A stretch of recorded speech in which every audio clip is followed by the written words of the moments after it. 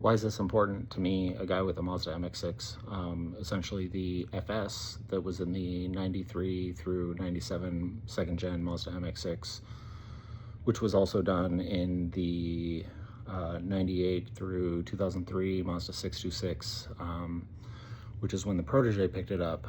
There was a revision to the FSDE, which is what is in the Proteges.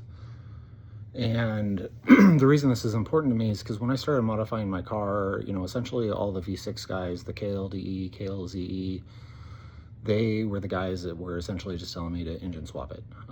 What I had was what I had, and I didn't feel like doing an engine swap because it was going to be too much work, is essentially what I told myself. But the reason the motors and motor names and all that kind of stuff matter is because the FSDE in the World Challenge cars was rated at 130 crank horsepower, I believe. And the World Challenge cars themselves, they ended up at 250 wheel horsepower. Now, they did that through a variety of ways, more than just the head, but in my opinion, the head is where all of the gains were sort of maximized. And what's important about that to note is that I've been able to talk to a variety of people, tried tracking down the original engine builders. There's another story about that someday that I may tell.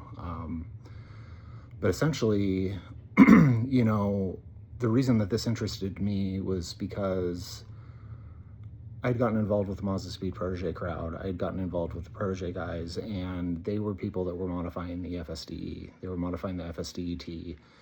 And I saw that they were doing some crazy things with the engine, as well as some respectable numbers for a car with no aftermarket following. Not like a Honda where you can just go and buy like a full